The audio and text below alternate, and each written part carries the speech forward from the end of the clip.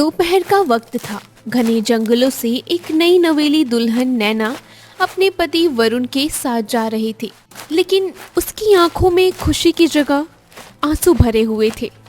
मुझे माफ कर दो श्याम, मैं तुम्हें छोड़कर अपने परिवार वालों के कहने पर अपने पति से शादी तो कर ली हूँ, लेकिन तुम्हारी जगह मैं किसी को नहीं दे सकती।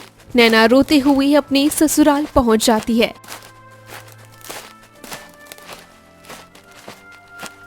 यह क्या है? जब से मैं तुम्हें घर से यहाँ तक लाया हूँ तुम रोती जा रही हो। आखिर तुम्हारे मन में क्या चल रहा है? कुछ नहीं, बस मुझे अपने माता पिता की बहुत याद आ रही है, और कुछ भी नहीं है। देखो, अगर माता पिता की याद आ रही है तो इसमें हम क्या कर सकते हैं। हर लड़की को अपने माता पिता को छोड़कर ससुराल जाना ही पड़ता है। इसमें कौन सी नई बात है? क्यों इतना गंगा जमुना बहा रही हो? मैं कैसे आप लोगों को बताऊं कि मैं अपने प्रेमी से बहुत प्रेम करती थी और उसके सिवा किसी और के बारे में सोच भी नहीं सकती, लेकिन माता पिता की वजह से मुझे ये शादी करनी पड़ी, वरना मैं कभी नहीं करती। नैना लगातार सोचती रहती है और उसकी आंखों से आंसू बहते रहते हैं।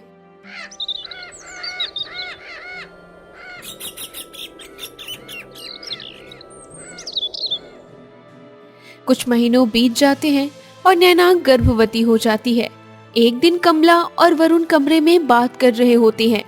देखो बहू, 8 महीने की गर्भवती है, ध्यान रखना, हमें बेटा ही चाहिए। हाँ माँ, मैंने पूरी कोशिश की है। मैंने बूढ़ी अम्मा से भी दिखवाया है, उन्होंने कहा है कि हमें बेटा जरूर होगा। हाँ, मुझे अपना वंश बढ़ाने के लिए बेटा ही चाहिए। मुझे बेटी से सख्त नफरत है।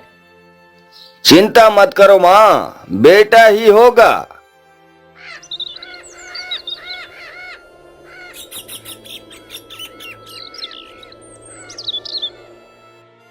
कुछ समय बाद नैना एक प्यारी सी बेटी को जन्म देती है और बेहोश हो जाती है।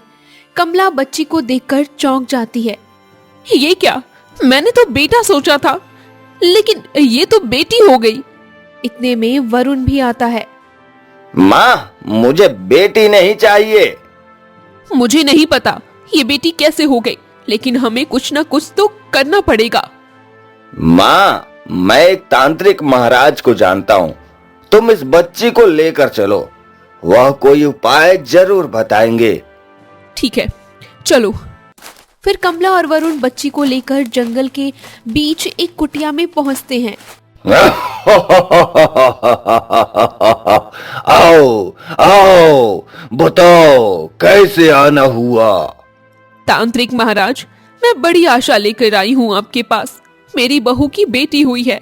बेटी मुझे बिल्कुल पसंद नहीं है, मुझे बेटा चाहिए। ये रही बच्ची, इसके साथ जो करना है करिए, लेकिन मेरी बहू को बेटा ही होना चाहिए। बस इतनी सी बात? यह तुरंत हो जाएगा, लेकिन इसके लिए तुम लोगों को मुझे एक कीमत देनी होगी। मैं बेटे के लिए कोई भी कीमत देने को तैयार हूँ। तांत्रिक जादू करता है और देखते ही देखते वो मासूम बच्ची एक छोटी सी पौधे में बदल जाती है। ये क्या तांत्रिक महाराज, आपने मेरी पोती को ये पौधे में कैसे बदल दिया? देखो, अब यह पोती तुम्हारे इस पौधे के रूप में कैद हो गई है। यह ना ही बोल सकती है और ना ही मदद मांग सकती है। अब तुम इस पौधे को ले जाकर अपने आंगन में रोप दो। तुम्हारी बहू जैसे ही इस पेड़ की छाया में आएगी, वह गर्भवती होगी और उसका बच्चा अगला बेटा ही पैदा होगा। क्या सच में ऐसा हो सकता है तांत्रिक महाराज? हाँ, अब यह पौधा ले जाओ और अपने आंगन में रोप दो, फिर देखना मेरा जादू कभी व्यर्थ नहीं जाएगा। आपका बहुत बहुत धन्यवाद तांत्रिक महाराज। चलो बेटा, हमारा काम तो हो गया। वरुण और कमला वो पौधा लेकर अपने घर आ जाते हैं। माँ, इस पौधे को इसी आंगन में रोप दो, क्योंकि हर काम के लिए नैना आती जाती रहेगी, तो यह पेड़ की छाया उसके ऊपर बखूबी पड़ेगी। हाँ, ठीक कह रहे हो। फिर कमला वो पेड़ आंगन को रोप देती है। घर के अंदर जैसे ही नैना को होश आता है, वो अपने बच्चे को खोजने लगती है। ये क्या, मेरा बच्चा कहाँ है? माँ, वरुण, मेरा बच्चा कहीं दिखाई क्यों नहीं दे रहा है? नैना की आवाज सुनकर वरुण और कमला आते हैं। अरे क्या हुआ, क्यों चिल्ला रही हो? मेरा बच्चा कहाँ है? वो कहीं दिख क्यों नहीं रहा है? अरे बहू, क्या बताएं, तुम्हारा बच्चा मरा हुआ पैदा हुआ था। हम लोग अभी अभी उसे जंगल में दफना कर आ रहे हैं। सोचा तुम देखोगी तो बहुत दुखी होगी, इसलिए हमने पहले ही दफना दिया। नहीं, ऐसा नहीं हो सकता। मैं अपने बच्चे को रोते हुए सुना था। वो जिंदा पैदा हुआ था, फिर वो मर कैसे सकता है? तो क्या मैं और मेरी माँ झूठ बोल रहे हैं? वह मेरा भी औलाद था और मुझे भी उसका दुख हो रहा है। देखो, भगवान की इच्छा थी, वो बच्चा वापस बुला लिया गया, लेकिन तुम फिर से माँ बन सकती हो और फिर ये बच्चा इस दुनिया में आएगा। चिंता मत करो, भगवान एक बार हमसे बच्चा तो छीन लिया तो क्या हुआ, देखना दोबारा बच्चा जरूर आएगा। फिर कमला वहां से चली जाती है। मैंने अपने बच्चों को ढंग से देखा भी नहीं और मेरा बच्चा मुझे छोड़कर चला गया। नैना फूट फूट कर रोने लगती है, लेकिन अपने आप को समझाकर वो बात भूल जाती है। आधी रात को सोते समय घर के बाहर से आवाज आती है। माँ, माँ, मुझे यहाँ से बाहर निकालो। माँ, मेरा दम घुट रहा है। अरे, इतनी रात को भला किसी बच्चे की रोने की आवाज कहाँ से आ रही है? मुझे जाकर देखना चाहिए। नैना घर के बाहर निकल जाती है। चारों तरफ कोई नहीं था। अरे, ये आवाज कहाँ से आ रही है? आखिर ये कैसी आवाज है? जैसे कोई मुझे माँ कहकर पुकार रहा हो। लगता है मेरा ही भरम हो गया है।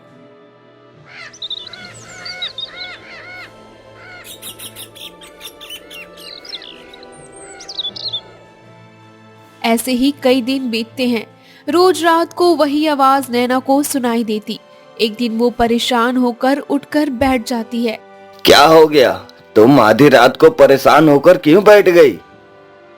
कोई तो बाहर जो मुझे माँ कहकर पुकार रहा है। तुम पागल हो गई हो क्या? ऐसा कुछ नहीं है, सो जाओ।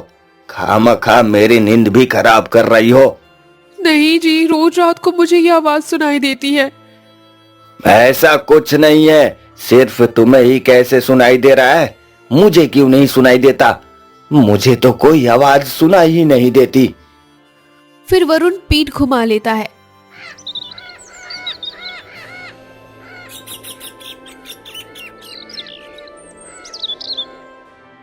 सुबह होते ही नैना आंगन में जाती है और देखती है कि वो छोटा सा पेड़ अचानक बड़ा हो चुका है। अरे, ये तो एक छोटा सा पेड़ था और अचानक कुछ ही दिनों में इतना बड़ा कैसे हो गया? कमला दूर से ये दृश्य देखती है। अरे, ये क्या, ये तो बहुत जल्दी बड़ा हो गया। मैं क्या करूं? अपनी बहू को कैसे समझाऊं?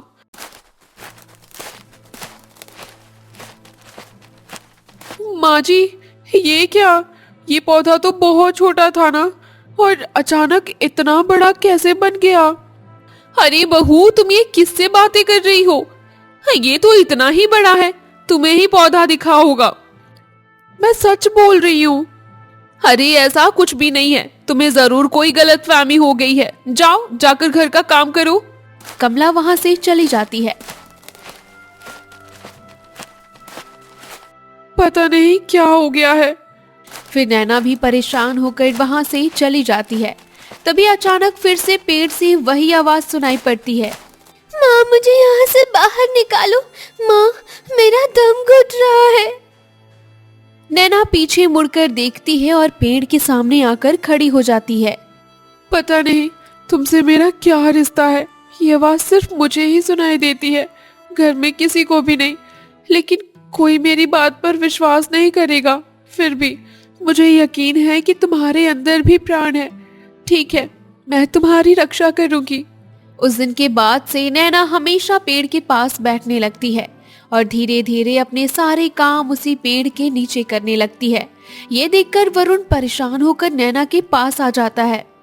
क्या हो गया? आज आप बहुत परेशान दिख रहे हैं। यह क्या, तुम हर वक्त पेड़ के सामने क्यों बैठी रहती हो? पता नहीं, पेड़ से मेरा अजीब सा लगाव हो गया है। ऐसा लगता है कि मेरा बच्चा जो मुझसे दूर हो गया था, उसका प्यार मुझे इसी पेड़ से मिल रहा है, इसलिए मैं हमेशा उसी के पास बैठती हूँ।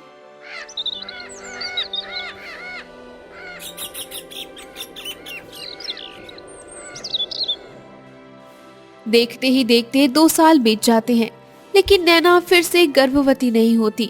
इससे वरुण और कमला दोनों परेशान हो जाते हैं। ये क्या वरुण बेटा, देखो 2 साल हो गए, फिर भी ये गर्भवती क्यों नहीं हुई? हर वक्त पेड़ के पास बैठी रहती है। हमें लगता है फिर से तांत्रिक महाराज के पास जाना होगा। तुम ठीक कहते हो बेटा, चलो चलते हैं। फिर कमला और वरुण जंगल से होते हुए उस तांत्रिक के पास पहुंच जाते हैं। आओ, आज बहुत दिन बाद आए हो। देखिए तांत्रिक महाराज, जैसा आपने कहा था मैंने वह पेड़ अपने आंगन में लगाया, लेकिन मेरी पत्नी और उस पेड़ के बीच माँ बेटी जैसा रिश्ता बन गया है और 2 साल में वह गर्भवती भी नहीं हुई है। हाँ, मुझे पोता चाहिए था, लेकिन वो गर्भवती ही नहीं हो रही है। आपका जादू इतना बेकार कैसे हो सकता है? ठीक है, रुको, मैं अभी देख कर बताता हूँ। तांत्रिक कुछ देर तक सोचने के बाद कहता है, यह क्या, तुम्हारी बहू और इस पेड़ के बीच अजीब सा बंधन बन गया है। जब तक तुम्हारी बहू पेड़ के पास रहेगी, वह कभी माँ नहीं बन सकती। अगर उसे फिर से माँ बनते देखना है तो पेड़ को हटाना होगा। ये क्या, आपने ही तो कहा था पेड़ लगाने के लिए। हाँ, मैंने कहा था, लेकिन अब तुम्हें उस पेड़ को काट कर हटाना ही होगा, तभी तुम्हारी बहू दोबारा माँ बन पाएगी। ठीक है, अगर यही एक रास्ता है तो मैं आज ही ऐसा करूंगा। फिर वरुण और कमला घर आ जाते हैं।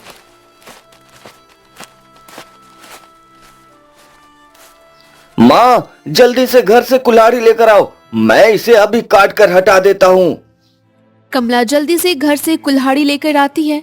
तभी नैना वहां आ जाती है और पेड़ के सामने खड़ी हो जाती है। ये क्या, आप ये क्या कर रहे हैं? आप इसे नहीं काट सकते। अब यह हमारे आंगन में नहीं रहेगा, इसकी जगह हम कोई और पेड़ लगाएंगे। ये तुम कैसी बातें कर रही हो बहू? ये पेड़ हमने ही लगाया था, तो हम इसे हटा रहे हैं, इसमें कौन सी बड़ी बात है? नहीं माँ जी, जब से मेरा बच्चा गया है, इस पेड़ की वजह से मुझे अपने बच्चे की कमी महसूस नहीं हो रही, इसलिए उस पेड़ को मैं किसी भी कीमत पर नहीं कटने दूंगी। अगर आपको इसे काटना है तो पहले मुझे काट कर हटाना होगा। यह पागल हो गई है माँ, चलो यहाँ से। फिर वरुण और कमला घर के अंदर चले जाते हैं। देखो माँ, अभी तो वह पेड़ नहीं काटने देगी, रहने दो। रात को जैसे ही वह सोएगी, मैं वह पेड़ काट दूंगा। हाँ, तुम ठीक कहते हो, रहने दो। देखो, जाने अनजाने में ही सही, लेकिन माँ और बेटी में कितना प्रेम है, लेकिन हम इस प्रेम को खत्म करना होगा। चिंता मत करो माँ, बस आज की रात, फिर इसका खेल हमेशा हमेशा के लिए खत्म कर दूंगा।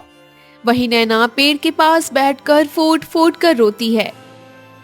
पता नहीं मुझे क्या हो गया है, मैं इतना रो क्यों रही हूँ, जैसे कोई मेरा अपना मुझसे दूर होने वाला है। मुझे पता लगाना होगा कि आखिर इस पेड़ का मुझसे क्या रिश्ता है। मैंने अभी तो अपनी सास और पति को रोक लिया, लेकिन दोबारा वे नहीं रुकेंगे। उससे पहले मुझे इसका रहस्य जानना होगा। फिर नैना परेशान होकर घने जंगल की ओर निकल जाती है। चलते चलते एक कुटिया में जाती है, जहाँ साधु महाराज पहले से बैठे होते हैं। आओ बेटी, आओ, बताओ कैसे आना हुआ। साधु महाराज, मुझे आपसे एक प्रश्न पूछना है।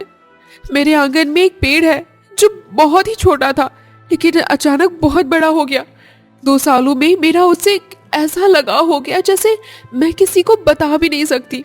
मेरे पति, मेरी सास उस पेड़ को काटना चाहते हैं और उसे काटने से मेरे दिल में बहुत दर्द हो रहा है। ऐसा क्यों लग रहा है मुझे कि जैसे कोई अपना मुझसे बिछड़ रहा हो और मुझसे मदद मांग रहा हो, पर मैं उसकी मदद नहीं कर पा रही। साधु महाराज मुस्कुराने लगते हैं। ये क्या, मैं इतनी परेशान हूँ और आप मुस्कुरा रहे हैं? क्योंकि वह पेड़ कोई और नहीं बल्कि तुम्हारी बेटी है। ये आप कैसी बातें कर रहे हैं साधु महाराज? आओ, मैं तुम्हें सारा दृश्य दिखाता हूँ। फिर साधु महाराज कुछ मंत्र पढ़ते हैं और तभी सारी घटनाएं नैना की आंखों के सामने घूमने लगती हैं। जैसे ही नैना ने ये दृश्य देखा, उसके पैरों तले जमीन खिसक जाती है। नहीं, ऐसा नहीं हो सकता। वे लोग मेरे साथ ऐसा नहीं कर सकते। इतना कहकर नैना पागलों की तरह कुटिया से बाहर निकल जाती है और घने जंगलों की ओर जाने लगती है। तभी उसके सामने उसका प्रेमी श्याम आ जाता है। श्याम नैना को देखते ही वहीं रुक जाता है। नैना, पूरे 2 साल बाद तुम्हें देख रहा हूँ। बताओ, कैसी हो? ठीक हो ना? तुम्हारे ससुराल वाले, तुम्हारे पति सब ठीक है? तुम खुश तो रहती हो? नैना कुछ नहीं कहती और अपनी ही दुनिया में खोई रहती है। हाँ, मैं मानता हूँ कि तुमने अपने परिवार वालों के दबाव में मुझसे शादी नहीं की और जहाँ उन्होंने कहा वहाँ तुमने शादी कर ली। लेकिन मुझे एक बार बात तो कर ही सकती थी। हम लोग बहुत सालों तक अच्छे प्रेमी और दोस्त रहे हैं। श्याम मुझसे बातें करने की कोशिश करता, लेकिन नैना की आंखों में लगातार आंसू गिरते रहते हैं। मुझसे बात तो करो नैना। क्या मैं इतना पराया हो गया हूँ कि तुम मेरे सवाल का जवाब भी नहीं दोगी? लेकिन नैना कुछ नहीं कहती और वहीं बेहोश होकर गिर पड़ती है। अरे, यह क्या? यह तो बेहोश होकर गिर गई। अब मैं क्या करूं? अगर इसे इस हालत में ससुराल ले गया तो पता नहीं ससुराल वाले इसे रखेंगे भी या भगा देंगे। जंगल में थोड़ी दूरी पर साधु महाराज की कुटिया है, वहीं लेकर चलता हूँ जब तक यह होश में ना आ जाए। फिर श्याम नैना को उठा लेता है और साधु महाराज की कुटिया में ले जाता है। अरे, तुम इसे कहां से लेकर आए हो और यह बेहोश कैसे हो गई? साधु महाराज जी, यह मेरी प्रेमिका है। मैं इससे बात करने की कोशिश कर रहा था, लेकिन यह बेहोश हो गई। सोचा अगर इसे इस हालत में ससुराल ले जाऊंगा तो सब इसके चरित्र पर उंगली उठाएंगे, इसलिए आपकी कुटिया में ले आया हूँ जब तक इसे होश न आ जाए। फिर श्याम नैना को वहां लिटाकर जाने लगता है। नहीं, मैं इतनी आसानी से नहीं जाऊंगा। पहले देखूंगा कि नैना अपने ससुराल में कितनी खुश है। यहीं रहकर सुनूंगा कि होश में आने के बाद क्या कहती है। फिर श्याम झोपड़ी से बाहर बैठा रहता है। कुछ घंटों बाद नैना की आंखें खुलती हैं। पुत्री, तुम्हें होश आ गया? तुम ठीक तो हो ना? साधु महाराज, मैं ठीक हूँ, पर मैं यहाँ कैसे आ गई? और वो श्याम कहाँ है? वह तो तुम्हें यहाँ रख कर चला गया। दिल का बहुत नेक लड़का था। तुम्हारे बारे में सोचकर बहुत परेशान था। बाहर खड़ा श्याम वो आवाज सुन लेता है। लगता है नैना को होश आ गया है। चलो उसकी बातें सुनता हूँ। आखिर वो इतना घबराई हुई क्यों दिख रही थी? श्याम बाहर ही खड़ा रहता है। मुझे माफ कर दीजिए साधु महाराज। उस वक्त मैं बिना कुछ कहे चली गई थी। मैं पागल हो गई थी। वो सब सुनकर मेरी सास और मेरे पति ने मेरे साथ बहुत गलत किया। उन्होंने मेरी बच्ची को मुझसे छीनकर पौधे में बदलवा दिया। क्या मैं अपनी बच्ची को ठीक नहीं कर सकती? तुम्हारे पति और तुम्हारी सास दोनों लालची हैं। वे तुम्हारी बेटी को कभी इंसानी रूप में नहीं आने देंगे। अगर उसे वापस लाना है तो तुम्हें कुर्बानी देनी होगी, तभी उस तांत्रिक का जादू टूटेगा, क्योंकि वह बहुत ताकतवर है और उसका जादू मामूली शक्तियों से नहीं टूटेगा। मैं कुर्बानी देने के लिए तैयार हूँ। बस मुझे मेरी बेटी सही सलामत चाहिए। मेरी बच्ची तड़प रही है पेड़ में, नहीं, और मैं उसे और तकलीफ में नहीं देख सकती। वे सब बातें बाहर खड़ा होकर सुन लेता है। वहीं उसकी आंखों से आंसू गिरने लगते हैं। श्याम झोपड़ी के अंदर चला जाता है। श्याम, तुम यहाँ क्या कर रहे हो? चले जाओ यहाँ से और मुझे माफ कर दो, पर मैं तुमसे नजरें नहीं मिला पा रही हूँ। मैंने सब सुन लिया। तुम्हारे पति ने तुम्हारे साथ क्या किया? मैंने सोचा था तुम खुश हो, लेकिन तुम्हारी जिंदगी में भी उतनी ही तकलीफ है जितनी मेरी जिंदगी में है। मुझे माफ कर दो, मैंने तुम्हें ठुकराकर माता पिता की बात मान ली, लेकिन मेरे पति और सास ने मिलकर मेरी बेटी को पेड़ बना दिया एक तांत्रिक की मदद से, और मैं बस अपनी बेटी को किसी भी कीमत पर बचाना चाहती हूँ। मैं इतने दिन नहीं आया क्योंकि सोचा तुम खुश होगी, लेकिन यह सब सुनकर मुझे बहुत दुख हुआ। मैं तुम्हारी बेटी को ठीक करूंगा, लेकिन उसके लिए कुर्बानी देनी होगी, और तुम बेवजह अपनी कुर्बानी मत दो। हाँ साधु महाराज, बिल्कुल ठीक कहते हैं, मैं कुर्बानी दूंगी, क्योंकि मैं उसकी माँ हूँ। अपने बच्चों को आजाद कराने की जिम्मेदारी मेरी है। यह कैसी बातें कर रही हो? अगर तुम मर गई तो बच्ची अनाथ हो जाएगी, फिर इसका क्या मतलब रहेगा? तुम दोनों में से किसी एक को बलि देनी होगी, और आज रात पहले पहर में ही देनी होगी, तभी बच्ची बाहर आ सकेगी। फिर साधु महाराज ध्यान में बैठ जाते हैं। चलो नैना, मैं भी तुम्हारे साथ चलता हूँ। तुम अकेले जाओगी तो तुम्हारे पति और सास बहुत खतरनाक है। मैं तुम्हें मरने नहीं दूंगा। नहीं, तुम मत आओ, मैं अकेले अपनी बेटी को मुक्त कर लूंगी। अगर उन्हें कुछ पता चल गया तो तुम्हारी जान मुसीबत में पड़ जाएगी। तुम मेरे साथ चलो, मैं तुम्हारी मदद करूंगा। तुम मेरी प्रेमिका हो, इतने सालों का रिश्ता है, मैं तुम्हें इस हालत में अकेला नहीं छोड़ सकता। फिर श्याम और नैना वहां से निकल पड़ते हैं और अपने घर के बाहर पहुंच जाते हैं। देखो, अभी वो लोग सो रहे हैं, किसी भी वक्त उठकर पेड़ काटने की कोशिश करेंगे। उससे पहले हमें कुर्बानी देनी होगी। मैं अपनी बेटी के लिए तैयार हूँ। फिर नैना खंजर उठाती है। जैसे ही वो खुद को मारने लगती है, श्याम उसके हाथ से खंजर छीन लेता है। ये तुम क्या कर रही हो श्याम? खंजर मुझे दो, मैं अपनी बेटी को आजाद करना चाहती हूँ। नहीं नैना, तुम नहीं मरोगी। अगर तुम मर गई तो बच्ची फिर अनाथ हो जाएगी। मुझे मर जाने दो। मैंने पूरी जिंदगी तुम्हारी यादों में बिताई है। अगर मैं तुम्हारी बेटी को बचा सका तो मेरी जान सफल हो जाएगी। क्या तुमने कभी शादी नहीं की? नहीं, मैंने तुम्हें सच्चे दिल से प्रेम किया था। तुम्हारी जगह किसी और को नहीं दे सकता था। ये तुमने क्या किया? मेरे लिए अपनी जिंदगी बर्बाद कर दी, पर मैं तुम्हें मरने नहीं दूंगी। मैं एक और पाप अपने सिर पर नहीं लेना चाहती। फिर श्याम चाकू अपने गले पर चला देता है। श्याम का खून पेड़ पर गिरते ही तेज रोशनी फैल जाती है, और उसी रोशनी में पेड़ से 2 साल की मासूम बच्ची बाहर आ जाती है। नैना तुरंत बच्ची को गोद में उठा लेती है।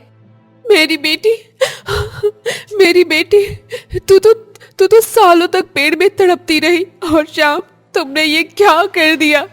तुम मुझसे कितना प्रेम करते थे, आज मेरी बेटी के लिए अपनी जान दे दी। उठ जाओ श्याम, भगवान के लिए उठ जाओ, मुझे छोड़कर मत जाओ श्याम। नैना फूट फूट कर रोने लगती है। चुप हो जाओ बेटी, मैं इन पापियों को जिंदा नहीं छोड़ूंगी। इन्होंने मेरी प्रेमी को मुझसे छीना, इनकी सजा इसे जरूर मिलेगी। धीरे धीरे सुबह हो जाती है। नैना सारी रात श्याम के शव के पास बैठी रहती है। तभी कमला और वरुण बाहर आते हैं। यह क्या? पेड़ कहाँ गया? यह बच्ची कौन है? और यह कौन मरा पड़ा है? साफ साफ बताओ, यह सब क्या हो रहा है?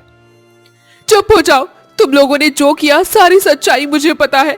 ये मेरी बेटी है। मेरी प्रेमी ने अपनी जान की कुर्बानी देकर मेरी बेटी को पेड़ के रूप से आजाद किया। अब मैं तुम्हें बिल्कुल भी नहीं छोड़ूंगी। अरे तुम तो झूठ बोल रही हो, हम लोगों ने ऐसा कुछ नहीं किया। यानी तुम अपने प्रेमी से प्रेम करती थी और ये बात हमसे छुपाई? अरे वरुण बेटा, जल्दी से जाकर गांव वालों को बुलाओ, आखिर हम इसे अपने घर से निकाल देंगे। हाँ माँ, तुम ठीक कहती हो। इसने हमारे साथ बहुत गलत किया है। मुझसे शादी करने के बाद भी तुमने अपने प्रेमी से संबंध रखा। अब तो तुम्हें इसका हिसाब जरूर मिलेगा। झूठ मत बोलिए। अरे आप तो एक पिता हैं, और एक पिता होकर इतना पत्थर दिल कैसे हो सकता है? अपनी बेटी को अपने हाथों एक तांत्रिक के कहने पर पेड़ के रूप में बदलवा दिया। मैं ये बात कभी नहीं छुपाऊंगी। मैं पूरे पंचायत में जाकर आपकी शिकायत करूंगी। तभी धीरे धीरे सभी गांव वाले इकट्ठा हो गए। क्या हुआ बेटी? तुम इतना रो क्यों रही हो? और यह क्या? ये यहाँ कैसे मर गया? आखिर यह सब क्या हो रहा है? मुखिया जी, इन्होंने मेरी बेटी के साथ बहुत बुरा किया है। नैना रोते हुए सारी सच्चाई गांव वालों के सामने बता देती है। क्या एक पिता होकर इतना बड़ा अपराध किया? तुम्हें पता है हमारे महाराज ने बेटा और बेटी में कोई फर्क करने से मना किया था, फिर भी तुमने बेटा पाने के लिए इतना बड़ा पाप किया। अब तुम्हें इसकी सजा मिलेगी। मुखिया जी, मुझसे बहुत बड़ी गलती हो गई, मुझे माफ कर दीजिए। मैं फिर कभी ऐसा नहीं करूंगा। तुम्हारे किए गए पाप की सजा तुम्हें जरूर मिलेगी। सच में मुखिया जी, उन्होंने बहुत गलत किया है। एक मासूम बच्ची तो बच गई, लेकिन उसे बचाने में इस बेचारे की जान चली गई। इन्हें सजा मिलनी चाहिए। नहीं, आप लोग ऐसा नहीं कर सकते। हम ऐसा ही करेंगे। चलो इन्हें महाराज के पास ले चलते हैं, वही इन्हें ऐसी सजा मिलेगी कि पूरी जिंदगी सिर्फ बेटा बेटा करते रहेंगे। फिर गांव वाले वरुण और कमला को बुरी तरह पकड़कर मारते हैं और घसीटते हुए राजमहल की तरफ ले जाते हैं। नैना वहां बैठकर फूट फूट कर रोने लगती है। श्याम, तुम मर गए, लेकिन मैं तुम्हारी मौत को बेकार नहीं जाने दूंगी। इसी जगह जहां मेरी बेटी थी, अब मैं तुम्हारी याद में एक पेड़ लगाऊंगी। मैं रोज उसे पानी दूंगी ताकि तुम हमेशा एक पेड़ के रूप में मेरी छाया बने रहो और मेरी बेटी की सुरक्षा कर सको।